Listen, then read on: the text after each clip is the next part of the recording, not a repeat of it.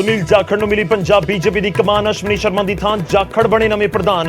ਮਈ 2022 ਦੇ ਵਿੱਚ ਹੀ ਬੀਜੇਪੀ ਦੇ ਵਿੱਚ ਸ਼ਾਮਲ ਹੋਏ ਨੇ ਸੁਨੀਲ ਜਾਖੜ।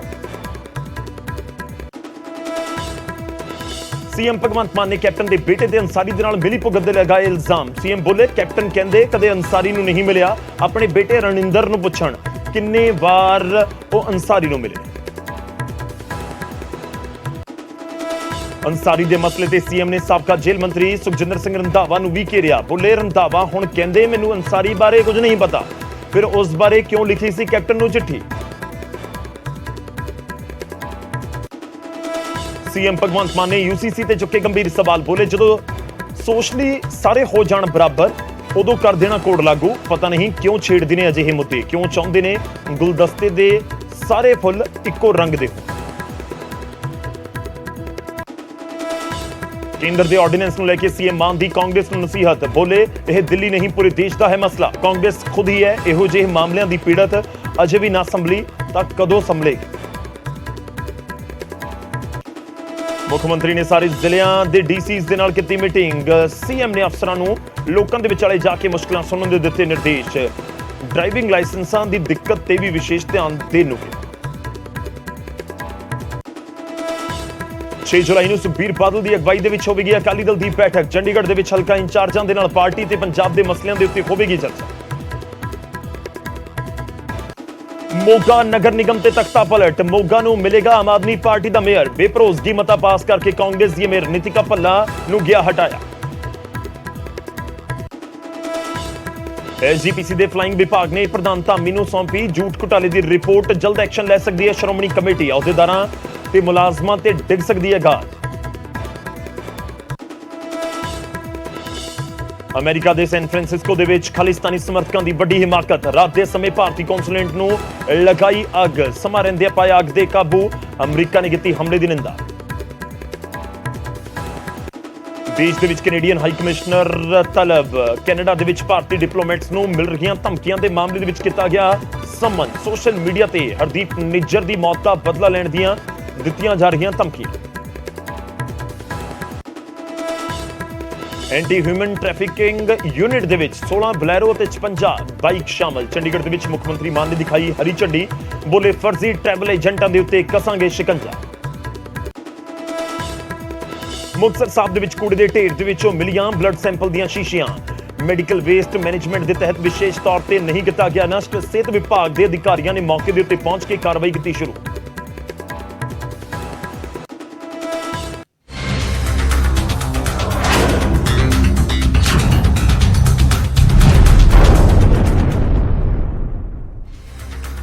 सत श्री अकाल, स्वागत है। गौरव शुक्ला मैं हाँ तुहाडे नाल हाज़र हां। फर्क तां पैंदा है लैके जदों करीब 1 साल पहला ही किसी आगू की एंट्री किसी होर पार्टी तो बीजेपी दे विच हुई होवे और 1 साल दे विच ही पंजाब दी कमान उस आगू दे हथ चली जावे, फिर फर्क तां पैंदा है। अज शुरुआत इत्थों ही करन जा रहे हां। सुनील जाखड़ नूं पंजाब बीजेपी का प्रधान लगा दिता गया है। पंजाब बीजेपी की कमान हुण सुनील जाखड़ दे हथ दे विच है। अश्वनी शर्मा की थां जाखड़ नूं प्रधानगी मिली है। इस जिम्मेवारी सौंपी गई है। 19 मई 2022 नूं बीजेपी दे विच शामिल होए सन जाखड़, यानी करीब 1 साल पहला। और 3 बार के विधायक ने MP भी रहे ने सुनील जाखड़। जाखड़ परिवार दक्षिण पंजाब दे विच एक बड़ा आधार इन्हां दा कहा जाता है। और पंजाब की सियासत विच सुनील जाखड़ एक बड़े कद्दावर आगू पिछले समय दे विच पिछले 1 दहाके 2 दहाकिਆਂ दे विच रहे ने। तां जाखड़ कद दे विच सियासी कद जाखड़ दा बहुत बड़ा और खूब चर्चा का हमेशा तो विशा जाखड़ रहे ने। अपने बोलण के अंदाज के नाल जाखड़ जाने जाते हैं। जाखड़ दे वल्लों जिहड़े तंज या जवाब दिते जाते हैं उन्हां दी वजह दे नाल जाखड़ जाने जाते हैं। जाखड़ जाने जाते हैं जाखड़ परिवार की वजह दे नाल भी। उन्हां दे पिता या परिवार जिस तरीके नाल कांग्रेस दे नाल जुड़िया रहा, पर हुण जाखड़ एक नवीं इनिंग दे विच ने और जाखड़ हुण नवीं पार्टी दे विच आके एक तुसीं कह सकते हो कि बड़े चैलेंज के तौर के उत्ते बीजेपी ने उन्होंने सामने किया है। जाखड़ का असीं जिक्र कर रहे हैं, उन्होंने सियासी करियर किस तरीके दे नाल रहा वो तुहानूं नाल नाल दिखा रहे हैं। पर इस सब दे विचाले जो बहुत अहम है, जाखड़ पंजाब दे विच हिंदू सियासत का एक बड़ा चेहरा कहा जाता है। हालांकि जाखड़ इस दे उत्ते भी जरूर तंज करते हैं या इतराज जताते हैं। उन्होंने कहा कि वो पंजाबी चेहरा ही ने, पर उन्होंने हिंदू सियासत या कहिए कि हिंदू एक चेहरा सियासतदानां का कहा जाता है। ਜਦੋਂ 2000 21 ਦੇ ਆਖਰ ਦੇ ਵਿੱਚ 2022 ਦੇ ਇਲੈਕਸ਼ਨ ਤੋਂ ਪਹਿਲਾਂ ਕੈਪਟਨ ਅਮਰਿੰਦਰ ਸਿੰਘ ਨੂੰ ਕਾਂਗਰਸ ਨੇ ਹਟਾ ਦਿੱਤਾ ਤੇ ਫਿਰ ਕਿਆਸਰਾਈਆਂ ਲੱਗਣੀਆਂ ਸ਼ੁਰੂ ਹੋਈਆਂ ਕਿ ਕਿਸ ਨੂੰ ਮੁੱਖ ਮੰਤਰੀ ਬਣਾਇਆ ਜਾਵੇਗਾ। ਤਾਂ ਜਾਖੜ ਦਾ ਨਾਮ ਕਾਂਗਰਸ ਹਾਈ ਕਮਾਂਡ ਦੇ ਵੱਲੋਂ ਟੌਪ ਦੇ ਉੱਤੇ ਚੱਲ ਰਿਹਾ ਸੀ। ਲੱਗ ਰਿਹਾ ਸੀ ਕਿ ਬਸ ਜਾਖੜ ਦੇ ਨਾਮ ਦੀ ਅਨਾਉਂਸਮੈਂਟ ਹੋਣ ਵਾਲੀ ਹੈ ਕਿ ਜਾਖੜ ਪੰਜਾਬ ਦੇ ਮੁੱਖ ਮੰਤਰੀ ਬਣਨ ਜਾ ਰਹੇ ਨੇ। ਪਰ ਇਸ ਵਿਚਾਲੇ ਇੱਕ ਖਬਰ ਆਉਂਦੀ ਹੈ ਕਿ ਅੰਬਿਕਾ ਸੋਨੀ ਦੇ ਵੱਲੋਂ ਇਹ ਕਿਹਾ ਗਿਆ ਕਿ ਨਹੀਂ, ਕੋਈ ਹਿੰਦੂ ਚਿਹਰਾ ਨਹੀਂ ਬਲਕਿ ਪੰਜਾਬ ਦੀ ਕਮਾਨ ਤਾਂ ਮੁੱਖ ਮੰਤਰੀ ਦੇ ਤੌਰ ਦੇ ਉੱਤੇ ਕਿਸੇ ਸਿੱਖ ਚਿਹਰੇ ਦੇ ਕੋਲ ਹੀ ਹੋਣੀ ਚਾਹੀਦੀ ਹੈ। ਖੈਰ ਜਾਖੜ ਉੱਥੇ ਮੁੱਖ ਮੰਤਰੀ ਤਾਂ ਨਹੀਂ ਬਣ ਸਕੇ, ਡਿਪਟੀ ਸੀਐਮ ਦਾ ਅਹੁਦਾ ਉਹਨਾਂ ਨੂੰ ਆਫਰ ਕੀਤਾ ਗਿਆ, ਉਹਨਾਂ ਨੇ ਉਹ ਵੀ ਨਕਾਰ ਦਿੱਤਾ। ਪਰ ਇਸ ਸਭ ਦੇ ਵਿਚਾਲੇ ਜਾਖੜ ਦੀ ਨਾਰਾਜ਼ਗੀ ਕਾਂਗਰਸ ਦੇ ਨਾਲ ਵੱਧਦੀ ਗਈ। ਜਾਖੜ ਦੇ ਜਿਹੜੇ ਬਿਆਨ ਨੇ ਉਹ ਕਾਂਗਰਸ ਦੇ ਲਈ ਦਿੱਕਤਾਂ ਦਰਪੇਸ਼ ਕਰ ਰਹੇ ਸੀ। ਇਲੈਕਸ਼ਨ ਕਿਵੇਂ ਤੇ ਨਿਕਲਿਆ, ਇਲੈਕਸ਼ਨ ਕਾਂਗਰਸ ਹਾਰ ਗਈ, ਸੂਬੇ 'ਚ ਆਮ ਆਦਮੀ ਪਾਰਟੀ ਦੀ ਸਰਕਾਰ ਬਣ ਗਈ ਤੇ ਫਿਰ ਜਾਖੜ ਖੁੱਲ੍ਹ ਕੇ ਕਾਂਗਰਸ ਦੇ ਖਿਲਾਫ ਬੋਲਦੇ ਨਜ਼ਰ ਆਏ।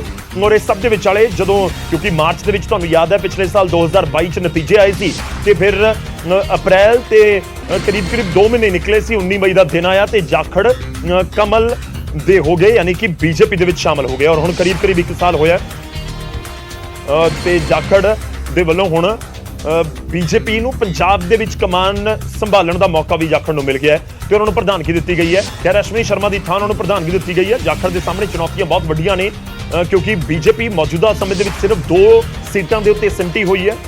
ਰਾਜ ਸਭਾ ਦੇ ਵਿੱਚ ਕੋਈ ਸੀਟ ਨਹੀਂ ਹੈ ਬੀਜੇਪੀ ਦੇ ਕੋਲ। ਵੋਟ ਪਰਸੈਂਟੇਜ 2022 ਦੇ ਇਲੈਕਸ਼ਨ ਦੇ ਵਿੱਚ ਕੋਈ ਬਹੁਤ ਵੱਡਾ ਨਹੀਂ ਸੀ। ਉਸ ਤੋਂ ਬਾਅਦ ਜਿਹੜੀ ਜ਼ਿਮਨੀ ਚੋਣ ਜਲੰਧਰ ਦੀ ਹੋਈ ਹੈ ਉੱਥੇ ਵੀ ਬਹੁਤ ਵਧੀਆ ਪੋਜੀਸ਼ਨ ਨਹੀਂ ਸੀ, ਚੌਥੇ ਨੰਬਰ ਦੇ ਉੱਤੇ ਰਹੇ। ਅਕਾਲੀ ਦਲ ਬਸਪਾ ਤੋਂ ਪਿੱਛੇ ਸੀ।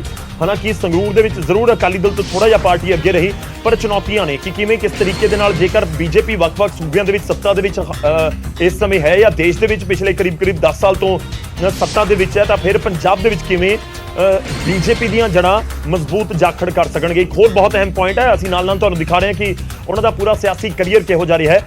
ਇੱਕ ਹੋਰ ਬਹੁਤ ਅਹਿਮ ਪੁਆਇੰਟ ਹੈ ਕਿ ਪੰਜਾਬ ਦੇ ਵਿੱਚ ਕਿਸਾਨ ਅੰਦੋਲਨ ਤੋਂ ਬਾਅਦ ਜਾਂ ਕਿਸਾਨ ਅੰਦੋਲਨ ਦੇ ਦੌਰਾਨ ਬੀਜੇਪੀ ਦੇ ਆਗੂਆਂ ਦੇ ਲਈ ਕੋਈ ਬਹੁਤ ਸੁਖਾਵਾਂ ਮਾਹੌਲ ਨਹੀਂ ਸੀ।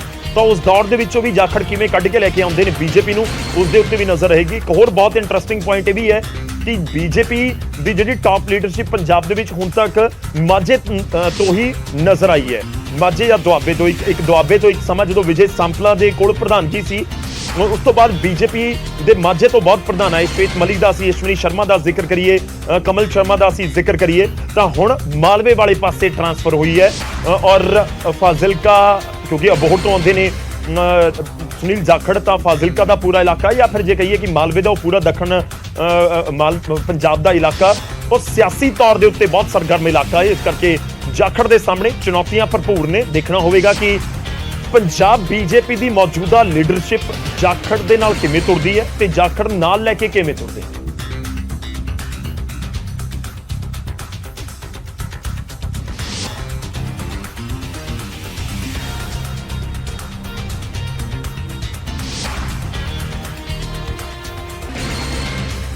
ਤਾਂ ਪੰਜਾਬ ਬੀਜੇਪੀ ਪ੍ਰਧਾਨ ਸੁਨੀਲ ਜਾਖੜ ਬਣੇ ਨੇ ਜੋ ਚੁਣੌਤੀਆਂ ਦਾ ਅਸੀਂ ਜ਼ਿਕਰ ਕਰ ਰਹੇ ਹਾਂ। ਖੈਰ ਜਦੋਂ ਕਰੀਬ 410-11 ਦਿਨ ਬਾਅਦ ਪਾਰਟੀ ਦੇ ਵਿੱਚ ਸ਼ਾਮਲ ਹੋਣ ਤੋਂ ਬਾਅਦ ਕਰੀਬ 400 ਦਿਨਾਂ ਬਾਅਦ ਪ੍ਰਧਾਨਗੀ ਮਿਲ ਜਾਵੇ ਫਿਰ ਫਰਕ ਤਾਂ ਪੈਂਦਾ ਹੈ। ਪਰ ਇਸ ਸਭ ਦੇ ਵਿਚਾਲੇ ਕਿਉਂਕਿ ਹੁਣ ਜਾਖੜ ਪ੍ਰਧਾਨ ਬਣ ਚੁੱਕੇ ਨੇ ਤੇ ਅਸ਼ਵਨੀ ਸ਼ਰਮਾ ਹੁਣ ਸਾਬਕਾ ਪੰਜਾਬ ਬੀਜੇਪੀ ਦੇ ਪ੍ਰਧਾਨ ਕਹਾਉਣਗੇ ਤੇ ਇਸ ਸਭ ਦੇ ਵਿਚਾਲੇ ਅਸ਼ਵਨੀ ਸ਼ਰਮਾ ਦਾ ਪਹਿਲਾ ਬਿਆਨ ਵੀ ਸਾਹਮਣੇ ਆਇਆ। ਪ੍ਰਧਾਨਗੀ ਜਾਣ ਤੋਂ ਬਾਅਦ ਇਹ ਪਹਿਲੀ ਸਟੇਟਮੈਂਟ ਹੈ ਜੋ ਅਸ਼ਵਨੀ ਸ਼ਰਮਾ ਦੇ ਵੱਲੋਂ ਜਾਰੀ ਕੀਤੀ ਗਈ ਹੈ। ਉਹਨਾਂ ਨੇ ਪਾਰਟੀ ਵਰਕਰਾਂ ਦਾ ਧੰਨਵਾਦ ਕੀਤਾ ਹੈ ਤੇ ਕਿਹਾ ਕਿ ਤੁਸੀਂ ਔਖੇ ਵੇਲੇ ਸਾਡੇ ਨਾਲ ਖੜੇ ਰਹੇ। ਕਿਸਾਨ ਅੰਦੋਲਨ ਦੇ ਦੌਰਾਨ ਤੁਹਾਡੀ ਹਿੰਮਤ ਮੈਂ ਨਹੀਂ ਭੁੱਲਾਂਗਾ, ਨਿੱਜੀ ਤੌਰ ਤੇ ਤੁਹਾਡੇ ਲਈ ਉਪਲਬਧ ਰਹਾਂਗਾ। ਖੈਰ ਅਸ਼ਵਨੀ ਸ਼ਰਮਾ ਕਿਉਂਕਿ 2022 ਦੇ ਇਲੈਕਸ਼ਨ ਜਿਵੇਂ ਨਿਕਲੇ ਨੇ ਔਰ ਕਿਸਾਨ ਅੰਦੋਲਨ ਇੱਕ ਬਹੁਤ ਵੱਡੀ ਚੁਣੌਤੀ ਉਸ ਸਮੇਂ ਬੀਜੇਪੀ ਦੇ ਲਈ ਸੀ। ਖੈਰ ਉਹ ਪੂਰਾ ਦੌਰ ਨਿਕਲਿਆ ਤੇ 2 ਸੀਟਾਂ ਜ਼ਰੂਰ ਬਚਾਉਣ ਦੇ ਵਿੱਚ ਕਾਮਯਾਬ ਰਹੇ ਬੀਜੇਪੀ ਦੇ ਆਗੂ। ਉਹਨਾਂ ਦੇ ਵਿੱਚ ਇੱਕ ਨਾਮ ਅਸ਼ਵਨੀ ਸ਼ਰਮਾ ਦਾ ਵੀ ਹੈ। ਖੁਦ ਅਸ਼ਵਨੀ ਸ਼ਰਮਾ 2022 ਦੀ ਵਿਧਾਨ ਸਭਾ ਚੋਣ ਦੇ ਵਿੱਚ ਜਿੱਤ ਹਾਸਲ ਕਰਨ 'ਚ ਕਾਮਯਾਬ ਰਹੇ ਪਠਾਨਕੋਟ ਤੋਂ। ਉਸ ਤੋਂ ਬਾਅਦ ਮੁਕੇਰੀਆਂ ਤੋਂ ਹੀ ਜੰਗੀ ਲਾਲ ਮਹਾਜਨ ਵੀ ਜਿੱਤਣ ਦੇ ਵਿੱਚ ਕਾਮਯਾਬ ਰਹੇ ਸੀ, ਪਰ ਇੱਥੇ ਤੱਕ ਹੀ ਸਿਮਟ ਗਈ ਕਿਉਂਕਿ ਵੱਖ-ਵੱਖ ਪਾਰਟੀਆਂ ਦੇ ਨਾਲ ਇੱਕ ਤਰੀਕੇ ਨਾਲ ਗੜਜੋੜ ਦੇ ਵਿੱਚ ਪ੍ਰਧਾਨਗੀ ਉਸ ਸਮੇਂ ਅਸ਼ਵਨੀ ਸ਼ਰਮਾ ਦੀ ਸੀ। ਗੜਜੋੜ ਦੇ ਵਿੱਚ ਨਿਤਰੇ ਸਨ ਮੈਦਾਨ ਦੇ ਵਿੱਚ ਬੀਜੇਪੀ ਕਿਉਂਕਿ ਕੈਪਟਨ ਅਮਰਿੰਦਰ ਸਿੰਘ ਉਸ ਸਮੇਂ ਬੀਜੇਪੀ 'ਚ ਸ਼ਾਮਲ ਨਹੀਂ ਹੋਏ ਸੀ ਬਲਕਿ ਪੰਜਾਬ ਲੋਕ ਕਾਂਗਰਸ ਬਣਾ ਕੇ ਸਪੋਰਟ ਕੀਤੀ ਗਈ ਸੀ। ਉਧਰ ਸੁਖਦੇਵ ਸਿੰਘ ਢੀਂਡਸਾ ਦੀ ਸ਼੍ਰੋਮਣੀ ਅਕਾਲੀ ਦਲ ਸੰਯੁਕਤ ਵੀ ਉਸ ਅਲਾਇੰਸ ਦਾ ਹਿੱਸਾ ਸੀ। ਸੀਟਾਂ ਕੋਈ ਨਹੀਂ ਮਿਲੀਆਂ, ਸਿਰਫ 2 ਹੀ ਇਸ ਪੂਰੇ ਅਲਾਇੰਸ ਨੂੰ ਬੀਜੇਪੀ ਦੀਆਂ ਖਾਤੇ ਦੇ ਵਿੱਚ 2 ਸੀਟਾਂ ਆਈਆਂ ਸੀ। 2024 ਦੇ ਵਿੱਚ ਕੀ ਰਣਨੀਤੀ ਹੋਏਗੀ? ਸਭ ਤੋਂ ਪਹਿਲੀ ਚੁਣੌਤੀ ਇਸ ਸਮੇਂ ਜ਼ਰੂਰ ਜਾਖੜ ਦੇ ਸਾਹਮਣੇ 2024 ਹੋਏਗੀ। 8-10 ਮਹੀਨੇ ਦਾ ਸਮਾਂ ਹੈ ਤੇ 8-10 ਮਹੀਨੇ ਦੇ ਵਿੱਚ 13 ਸੀਟਾਂ ਦੇ ਉੱਤੇ ਕਿਸ ਤਰੀਕੇ ਨਾਲ ਰੂਪਰੇਖਾ ਬਣਾਉਣਗੇ ਅਕਾਲੀ ਦਲ ਦੇ ਨਾਲ ਕੀ ਹੁਣ ਕੋਈ ਸਮੀਕਰਨ ਬਣ ਸਕਦੇ ਨੇ, ਫਿੱਟ ਬੈਠ ਸਕਦੇ ਨੇ ਜਾਂ ਨਹੀਂ, ਉਸ ਦੇ ਉੱਤੇ ਵੀ ਨਜ਼ਰ ਹੋਏਗੀ। ਖੈਰ ਇਸ ਸਭ ਦੇ ਵਿਚਾਲੇ ਜੋ ਅਸ਼ਵਨੀ ਸ਼ਰਮਾ ਦੇ ਵੱਲੋਂ ਸਟੇਟਮੈਂਟ ਦਿੱਤੀ ਗਈ ਹੈ ਉਹ ਤੁਹਾਨੂੰ ਦਿਖਾ ਰਿਹਾ। ਉਹਨਾਂ ਨੇ ਲਿਖਿਆ ਕਿ ਮੈਂ ਸੁਭਾਗਸ਼ਾਲੀ ਹਾਂ ਕਿ ਯੁਵਾ ਮੋਰਚਾ ਦੇ ਸੂਬਾ ਪ੍ਰਧਾਨ ਦੇ ਰੂਪ ਦੇ ਵਿੱਚ, ਪਾਰਟੀ ਦੇ ਪ੍ਰਦੇਸ਼ ਜਨਰਲ ਸਕੱਤਰ ਦੇ ਰੂਪ ਦੇ ਵਿੱਚ, ਪਾਰਟੀ ਦੇ 2 ਵਾਰ ਸੂਬਾ ਪ੍ਰਧਾਨ ਹੋਣ ਦੇ ਨਾਤੇ ਤੁਸੀਂ ਸਾਰਿਆਂ ਨੇ ਬਹੁਤ ਸਾਰਾ ਪਿਆਰ ਤੇ ਸਹਿਯੋਗ ਦਿੱਤਾ ਹੈ, ਵਿਸ਼ੇਸ਼ ਕਰਕੇ ਕਿਸਾਨ ਅੰਦੋਲਨ ਦੇ ਦੌਰਾਨ ਜਿਸ ਵਿੱਚ ਕਾਰਜਕਰਤਾਵਾਂ ਤੇ ਹਮਲੇ ਹੋ ਰਹੇ ਸਨ ਅਤੇ ਉਹਨਾਂ ਦਾ ਘਰੋਂ ਨਿਕਲਣਾ ਵੀ ਮੁਸ਼ਕਿਲ ਹੋ ਰਿਹਾ ਸੀ। ਉਸ ਸਮੇਂ ਉਸ ਸਮੇਂ ਵੀ ਪਾਰਟੀ ਦੇ ਨਾਲ ਅਤੇ ਮੇਰੇ ਨਾਲ ਖੜੇ ਰਹੇ ਕਿ ਮੈਂ ਕਦੇ ਵੀ ਨਹੀਂ ਭੁੱਲਾਂਗਾ। ਮੈਂ ਹਮੇਸ਼ਾ ਤੁਹਾਡੇ ਸਾਰਿਆਂ ਦੇ ਸੰਪਰਕ ਦੇ ਵਿੱਚ ਰਹਾਂਗਾ ਅਤੇ ਮੈਂ ਹਮੇਸ਼ਾ ਤੁਹਾਡੇ ਲਈ ਨਿੱਜੀ ਤੌਰ ਦੇ ਉੱਤੇ ਉਪਲਬਧ ਰਹਾਂਗਾ। ਇਹ ਅਸ਼ਵਨੀ ਸ਼ਰਮਾ ਦੀ ਸਟੇਟਮੈਂਟ ਹੈ। ਉਹਨਾਂ ਨੇ ਕਿਹਾ ਕਿ ਮੇਰੇ ਕੋਲੋਂ ਇੰਨੇ ਲੰਬੇ ਰਾਜਨੀਤਿਕ ਕਰੀਅਰ ਦੇ ਅੰਦਰ ਇਹਨਾਂ ਜ਼ਿੰਮੇਵਾਰੀਆਂ ਦੇ ਦੌਰਾਨ ਕੰਮ ਕਰਦੇ ਹੋਏ ਅਨੇਕਾਂ ਭੁੱਲਾਂ ਹੋਈਆਂ ਹੋਣਗੀਆਂ। ਉਸ ਦੇ ਲਈ ਮੈਂ ਖੇਦ ਪ੍ਰਗਟ ਕਰਦਾ ਹਾਂ, ਲੇਕਿਨ ਆਪ ਸਭ ਦਾ ਸਹਿਯੋਗ, ਸਨੇਹ, ਪ੍ਰੇਮ ਹਮੇਸ਼ਾ ਮੇਰੀ ਤਾਕਤ ਰਿਹਾ ਹੈ, ਅੱਗੇ ਵੀ ਮੇਰੀ ਤਾਕਤ ਬਣਿਆ ਰਹੇ। ਐਂਡ ਦੇ ਵਿੱਚੋਂ ਲਿਖਦੇ ਨੇ, ਭਾਰਤ ਮਾਤਾ ਦੀ ਜੈ, ਪੰਜਾਬ ਅਤੇ ਪੰਜਾਬੀਅਤ ਜ਼ਿੰਦਾਬਾਦ।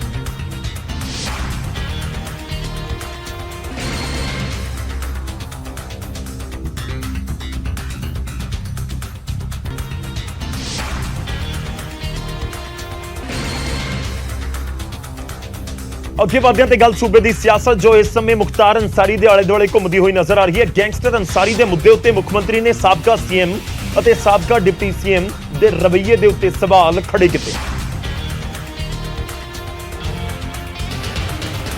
ਤੇ ਮੁੱਖ ਮੰਤਰੀ ਨੇ ਕਿਹਾ ਕਿ ਕੈਪਟਨ ਕਹਿੰਦੇ ਨੇ ਕਿ ਉਹ ਅੰਸਾਰੀ ਨੂੰ ਨਹੀਂ ਮਿਲੇ, ਪਰ ਉਹਨਾਂ ਨੂੰ ਆਪਣੇ ਬੇਟੇ ਰਣਇੰਦਰ ਨੂੰ ਅੰਸਾਰੀ ਦੇ ਨਾਲ ਹੋਈਆਂ ਮਿਲਣੀਆਂ ਦੇ ਬਾਰੇ ਜ਼ਰੂਰ ਪੁੱਛਣਾ ਚਾਹੀਦਾ ਹੈ।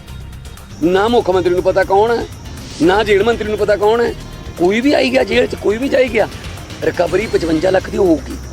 ਰੰਧਾਵਾ ਸਾਹਿਬ, ਕੈਪਟਨ ਸਾਹਿਬ, ਇਹ ਗੱਲ ਮੇਕ ਸ਼ੋਰ ਕਰ ਦੇਣਾ ਮੈਂ ਤੁਹਾਨੂੰ, ਜੇ ਦੇਣੀ ਵੀ ਪੈਗੀ ਖਜ਼ਾਨੇ 'ਚੋਂ ਰਿਕਵਰੀ ਤਾਂ ਫਿਰ ਇਹਨਾਂ ਤੋਂ ਹੀ ਹੋਊਗੀ। ਇਸ ਦੇ ਨਾਲ ਹੀ ਮੁੱਖ ਮੰਤਰੀ ਨੇ ਦਾਅਵਾ ਕੀਤਾ ਕਿ ਅੰਸਾਰੀ ਦੇ ਕੇਸ ਦੇ ਵਿੱਚ 55 ਲੱਖ ਦੀ ਰਕਮ ਉਹਨਾਂ ਲੋਕਾਂ ਤੋਂ ਵਸੂਲ ਕੀਤੀ ਜਾਵੇਗੀ ਜਿਨ੍ਹਾਂ ਨੇ ਉਸ ਨੂੰ ਪੰਜਾਬ ਦੀ ਜੇਲ੍ਹ ਦੇ ਵਿੱਚ ਰੱਖਿਆ।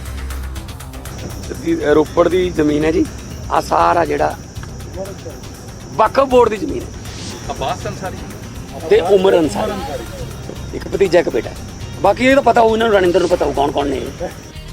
ਮੁੱਖ ਮੰਤਰੀ ਦੇ ਵੱਲੋਂ ਸਾਬਕਾ ਸਰਕਾਰ ਤੇ ਚੁੱਕੇ ਗਏ ਸਵਾਲਾਂ ਨੇ ਇਸ ਮਾਮਲੇ ਦਾ ਇੱਕ ਨਵਾਂ ਪੱਖ ਜਨਤਕ ਕਰ ਦਿੱਤਾ ਹੈ।